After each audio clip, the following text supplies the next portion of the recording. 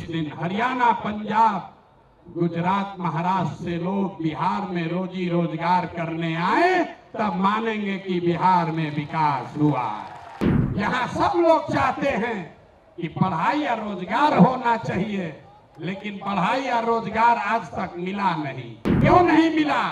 क्योंकि आपने उसके लिए वोट नहीं दिया। जनसुराज कह रहा है कि जब हमारी व्यवस्था बनेगी तो 1 घंटा के अंदर शराबबंदी को उठाकर फेंक देंगे। जितना शराबबंदी के टैक्स का पैसा होगा, अगले 20 वर्ष बिहार में सिर्फ और सिर्फ नई शिक्षा व्यवस्था बनाने के लिए खर्च किया जाएगा। हम कह रहे हैं कि साल भर में पलायन रोक देंगे। लोग कह रहा है कैसे रोक देगा? अभी इसी सभा में बताते हैं कैसे रोक देंगे। जनसुराज का मंत्र है सरकारी नौकरी मिले या न मिले, 10 से 12 हजार रुपया का रोजी रोजगार सबको मिलना चाहिए। हमको विशेष राज्य का दर्जा नहीं चाहिए। हम लोग भिखारी नहीं हैं। हम आपको बताते हैं रास्ता। हमको नहीं चाहिए दिल्ली की मेहरबानी कि अपने जीवन काल में एक ऐसा बिहार देखें जिस दिन हरियाणा, पंजाब, गुजरात, महाराष्ट्र से लोग बिहार में रोजी रोजगार करने आए, तब मानेंगे कि बिहार में विकास हुआ। होना चाहिए कि नहीं होना चाहिए? होना चाहिए तो हाथ उठाइए सब लोग, बताइए होना चाहिए कि नहीं होना चाहिए? होना चाहिए। होगा कैसे? रास्ता तो पते नहीं। जो आता है कह रहा दूसरे नेता को गाली दे रहा, कह रहा हम आएंगे तो इसको कर देंगे।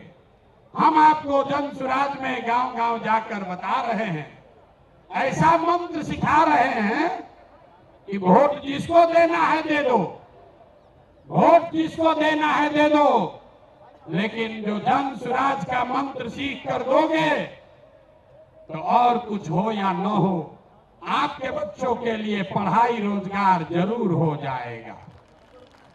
होना चाहिए ना? ऐसे सूत कर बैठिएगा तो बात नहीं करेंगे, गला फंसा हुआ है। होना चाहिए कि नहीं होना चाहिए? और कुछ हो या नहीं, पढ़ाई रोजगार होना चाहिए कि नहीं होना चाहिए? कैसे होगा ये प्रश्न है। लोग पूछ रहा है जनसुराज कैसे करेगा? कांग्रेस से नहीं हुआ, लालू जी से नहीं हुआ, नीतीश से नहीं हुआ, मोदी जी से नहीं हुआ, तो प्रशांत किशोर कैसे कर देगा? हम आपको बता रहे हैं कैसे होगा। अभी 2 मिनट में सबको दिखाएं कैसे होगा। सीखना है ना भाई? सीखे तो आप लोग गांव गांव में हैं, लेकिन एक बार उसको हम लोग रिवाइज करेंगे। अभी सब लोग, अभी इतना मीडिया वाला लोग लगाया है, सबके सामने जनसुराज का सूत्र देखिए कि कैसे आप वोट चाहे किसी को दीजिए, आपके बच्चों के लिए पढ़ाई रोजगार होगा।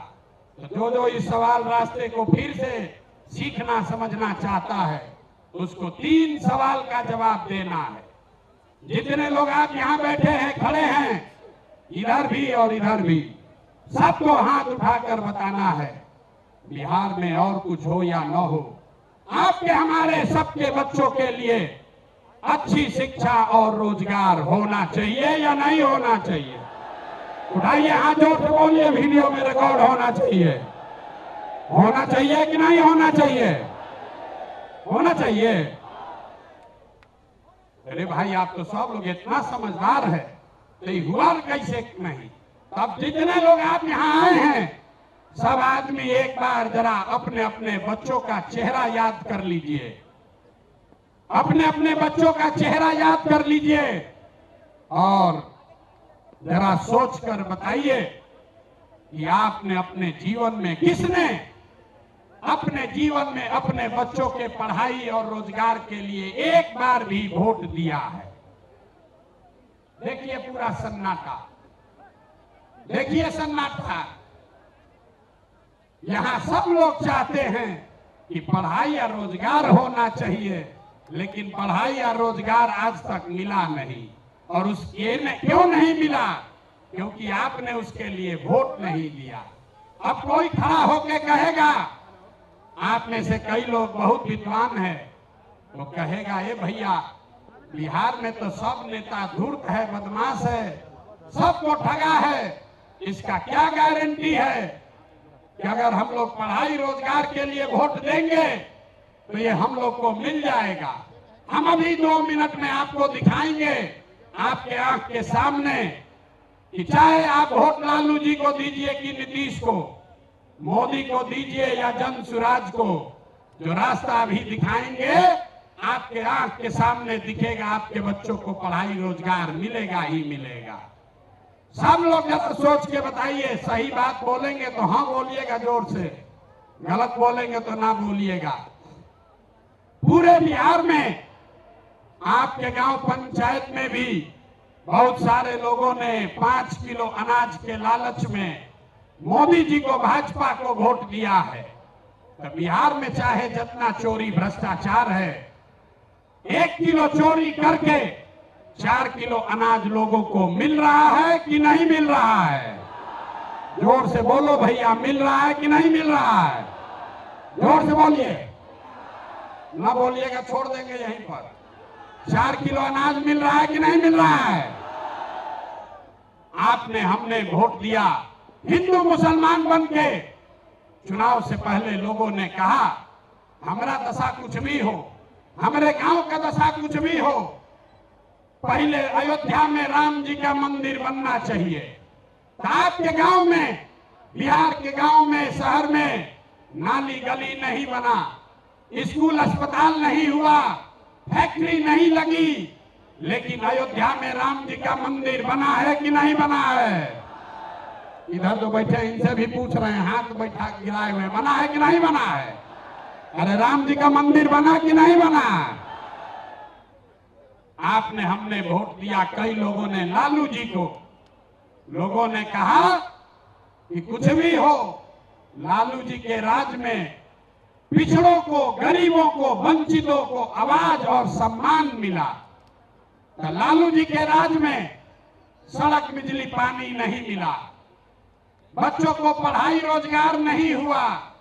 लेकिन जो लोग भी बिहार को जानते हैं उसको ये मानने में गुरेज नहीं है कि लालू जी के राज में गरीब और पिछड़ों को आवाज और सम्मान मिला कि नहीं मिला? हाथ उठाकर बताइए, मिला कि नहीं मिला? कई लोगों ने वोट दिया नीतीश कुमार को, कहा कि बिहार में हमको सड़क, बिजली, पानी चाहिए। तो नीतीश के राज में इसी बदहाल बिहार में बिजली का बिल 2000 आए चाहे 6000, स्मार्ट मीटर भले आपके गर्दन को दबा के लगा रहा है, लेकिन घरे घरे बिजली आया है कि नहीं आया है? अरे बिजली आया है कि नहीं? हाथ उठाओ, आया है कि नहीं आया है? आपने, हमने वोट दिया मोदी जी को सिलेंडर के लालच में। तो यहाँ पर सिलेंडर का दाम 1000 हो कि 1200, घरे घरे सिलेंडर बटा है कि नहीं बटा है? अरे बटा है कि नहीं बटा है? यहाँ का आदमी दोबारा कहने पर बोलता है, बोलिए बटा है कि नहीं बटा है? आपने, हमने वोट दिया, कई लोगों ने मोदी जी का भाषण सुन के कि मोदी जी गुजरात में बड़ा विकास किए हैं। तो भैया गुजरात में तो विकास हो रहा है, पूरे देश का पैसा ले जाकर मोदी जी गुजरात के गांव गांव में फैक्ट्री लगा रहे हैं, और पूरे बिहार से आपके, हमारे बच्चे गुजरात में जाकर नौकरी मजदूरी कर रहे हैं कि नहीं कर रहे हैं? अरे भाई, तो कौना बात पर आप और हम वोट लिए हैं जो नहीं मिला? आपने खुद कहा अपने बच्चों के नाम पर, ये भैया हम लोग अपना जीवन में पढ़ाई रोजगार के लिए वोट नहीं दिए। यही बात जन सुराज बता रहा, यही जन सुराज का मंत्र है। वोट आप किसको देते हैं इसका कोई महत्व नहीं है। महत्व इस बात का है कि वोट किस बात के लिए देते हैं।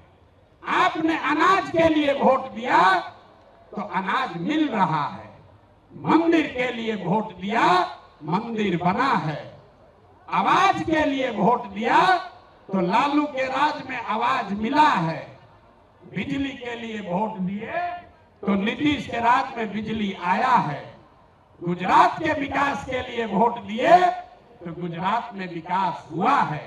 लेकिन आप में से किसी ने अपने बच्चों के पढ़ाई रोजगार के लिए किसी को वोट नहीं दिया, इसीलिए बिहार के बच्चे अनपढ़ और मजदूर रह गए। ये बात समझाने का अभियान का नाम है जन सुराज कि मेरे भाई, अगर पढ़ाई और रोजगार चाहिए तो एक बार पढ़ाई और रोजगार के लिए वोट देना होगा। अगर अपने बच्चों का विकास चाहिए तो अपने बच्चों के लिए वोट देना पड़ेगा। अब एक अंतिम सवाल, सब लोग जरा सोच के बताइए, और कुछ हो या ना हो, आपको अपने बच्चों की चिंता है या नहीं है? उठाइए हाथ और दिखाइए, है कि नहीं है? सब लोग हाथ उठाकर बताइए भैया, है कि नहीं है? तो बच्चों का भविष्य कैसे सुधरेगा? दुनिया में जितने विद्वान हैं उन्होंने बताया कि बच्चों का भविष्य सुधारने के लिए गरीबी से निकलने का 3 ही गो रास्ता है, पढ़ाई, जमीन और पूंजी। 3 ही रास्ता है गरीबी से निकलने का। अगर आप पढ़ लिख जाएगा, आपका बच्चा पढ़ लिख कर नौकरी रोजगार कर लेगा तो उसकी गरीबी खत्म हो सकती है। अगर आप पढ़े लिखे नहीं हैं, आपके पास जमीन हो तो खेती किसानी करके भी आपका बच्चे का जीवन सुधर सकता है। और अगर दोनों नहीं है तो पैसा पूंजी अगर हो, कोई आपको कर्ज भी दे दे तो कोई ना कोई छोटा मोटा रोजी रोजगार दुकान व्यापार करके भी आप अपना जीवन सुधार सकते हैं। बिहार में ध्यान से देखिएगा तो यहाँ पर ज्यादातर लोगों के पास ये तीनों में तीनों चीज नहीं है। यहाँ रहने वाले जितने गरीब लोग हैं उनके बच्चों के पास पढ़ने का कोई सुविधा ही नहीं है। गरीब का बच्चा जा रहा है पढ़ने, वहां पढ़ता नहीं है, खिचड़ी खाया और घरे चला आया। कॉलेज में खिचड़ी नहीं बट रहा है लेकिन वहां से डिग्री बट रही है। बिहार के शिक्षा व्यवस्था का हाल ये है, स्कूल से खिचड़ी और कॉलेज से डिग्री बट रहा है, पढ़ाई दोनों में कहीं नहीं हो रहा है। तो अगर पढ़ाई चाहिए क्योंकि यही रास्ता है गरीबी से निकलने के लिए, तो बिहार में सबसे ज्यादा पैसा शिक्षा पर खर्च होना चाहिए। इसलिए जन सुराज कह रहा है कि जब हमारी व्यवस्था बनेगी तो 1 घंटा के अंदर शराबबंदी को उठाकर फेंक देंगे। 1 घंटा के अंदर शराबबंदी को उठाकर फेंक देंगे। अब लड़का को बुझाया नहीं कि भैया शराबबंदी और पढ़ाई का क्या लेना देना, हम बताते हैं क्या लेना देना है। अगर बिहार में विश्व स्तरीय, विश्व देश का सबसे अच्छा शिक्षा व्यवस्था बनाना है तो 5 लाख करोड़ रुपया चाहिए। 5 लाख करोड़ रुपया चाहिए अगले 10 वर्ष में, तो देश का सबसे अच्छा शिक्षा व्यवस्था बिहार में बना दिया जाएगा। और ये 5 लाख करोड़ रुपया आएगा कैसे? ताली मत बजाइए, समझिए। जो शराबबंदी हटाएंगे तो ये तय किया कि शराब से आने वाला टैक्स का पैसा वो बजट में नहीं जाएगा, नेताजी के सुरक्षा के लिए नहीं खर्चा होगा, सड़क बिजली पानी के लिए नहीं होगा। जितना शराबबंदी के टैक्स का पैसा होगा अगले 20 वर्ष बिहार में सिर्फ और सिर्फ नई शिक्षा व्यवस्था बनाने के लिए खर्च किया जाएगा। अब समझ में आया काहे हटाना चाहते हैं? हर वर्ष 20,000 करोड़ रुपया शराबबंदी के चलते नुकसान हो रहा है, तो 20 वर्ष के पैसे को, शराब के टैक्स को अगर आप नई शिक्षा के व्यवस्था के लिए खर्चा करें तो 4 लाख 5 लाख करोड़ रुपया बिहार के बच्चों के मुस्तकबिल को बदलने के लिए उपलब्ध हो जाएगा। तो अब आपकी सभा में पूछ रहे हैं, बताइए ये योजना लागू होना चाहिए कि नहीं लागू होना चाहिए? ना, जोर से बोलिए। शराबबंदी हटाकर उस पैसे से नई शिक्षा व्यवस्था बनाना चाहिए कि नहीं बनाना चाहिए? ना बोले, हाथ ना उठ रहा है अभी, हाथ उठा के बोलिए जोर से। ना, जिसको ना बोलना है ना बोलो, बोलिए। हटना चाहिए कि नहीं हटना चाहिए? हटना चाहिए। तो हम ये नहीं कह रहे हैं कि शिक्षा व्यवस्था बनाएंगे, उसका रास्ता भी आपको बता रहे हैं। 5 लाख करोड़ रुपया जुटाएंगे इसी बिहार से और ऐसी शिक्षा व्यवस्था बनाएंगे कि पूरे देश से लोग जैसे नालंदा विक्रमशिला में पढ़ने आते थे वैसे यहीं पर पढ़ने आएंगे, तभी बिहार ज्ञान का भूमि फिर से बनेगा। होना चाहिए ना? एक बार जोर से ताली बजाइए, तो बजाइए जोर से ताली।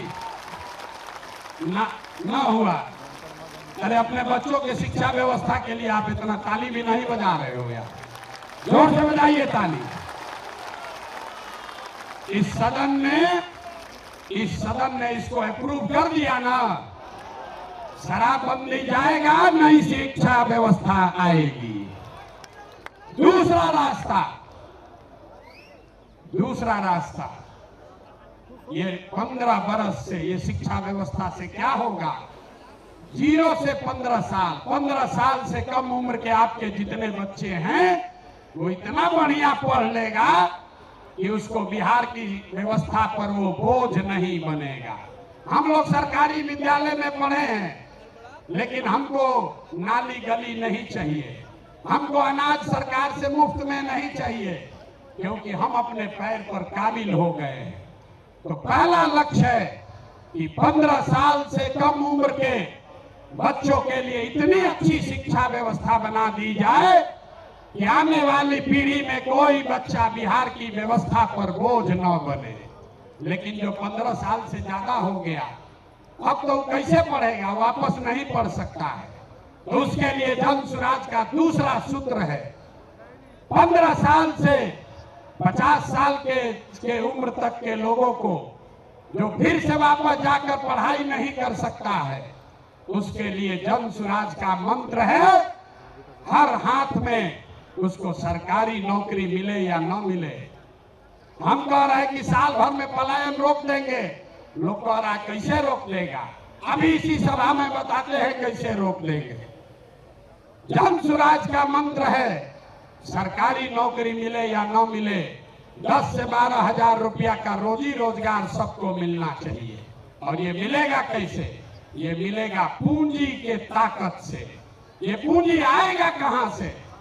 हम मन से कह रहे हैं, हमको विशेष राज्य का दर्जा नहीं चाहिए, हम लोग भिखारी नहीं हैं। हम आपको बताते हैं रास्ता, हमको नहीं चाहिए दिल्ली की मेहरबानी। बिहार के लोगों में, आपके बाजुओं में, हम लोग के दिमाग में सरस्वती की इतनी कृपा है कि हम लोग अपना रास्ता खुद बनाएंगे। वो लोग हमको क्या देगा? बिहार से हम लोग उनकी मदद करेंगे। तो रास्ता आपको बताते हैं। पिछले साल बिहार में हमने बिहार की जनता ने बिहार के बैंकों में पैसा जमा किया, 4,61,000 करोड़ रुपया। हमने मिलकर कितना पैसा जमा किया? 4,61,000 करोड़। और बैंकों ने हमको ऋण कितना दिया, लोन कितना दिया? 1,61,000 करोड़। बाकी 3 लाख करोड़ रुपया कहां गया? ये कोई चर्चा नहीं कर रहा। हम आपको बताते हैं कहां गया। बैंकों ने ये पैसा, आपका हमारा गरीब बिहार का पैसा यहां से उठाकर गुजरात में, तमिलनाडु में, कर्नाटक में, आंध्र प्रदेश में भेज दिया। रिजर्व बैंक का आंकड़ा है, वो कहता है कि बिहार में अगर 100 रुपया लोग जमा करते हैं बैंक में, तो बैंक वाला 40 रुपया वापस लोन देता है। और गुजरात में अगर गुजराती 100 रुपया बैंक में जमा करता है तो उसको 90 रुपया वापस लोन मिलता है। तो अगर बिहार में बैंकों में जो पैसा हम लोग जमा कर रहे हैं लोन के तौर पर, 70% पैसा भी अगर वापस मिलने लगे, जो देश का विधान है, बैंकों को 70% पैसा वापस देना ही देना है, ताकि आप मोटरसाइकिल खरीद सकें, घर बना सके, बिजनेस कर सके, खेती कर सके। लेकिन बिहार में बैंक दे रहा है 40 पैसा। तो इसलिए ये तय किया गया कि बैंकों को ये मजबूर करेंगे कि तुम बिहार का पैसा ले जाकर गुजरात और तमिलनाडु में नहीं दे सकते हो। इसका फायदा क्या होगा? हर साल 2.5 लाख करोड़ रुपया, ध्यान रखिए, हर साल 2.5 लाख करोड़ रुपया बिहार के युवाओं को, यहाँ के किसानों को, यहाँ के महिलाओं को रोजी रोजगार करने के लिए लोन के तौर पर 4% सालाना ब्याज पर दिया जाएगा, ताकि हर आदमी अपने अपने घर में रोजी रोजगार कर सके।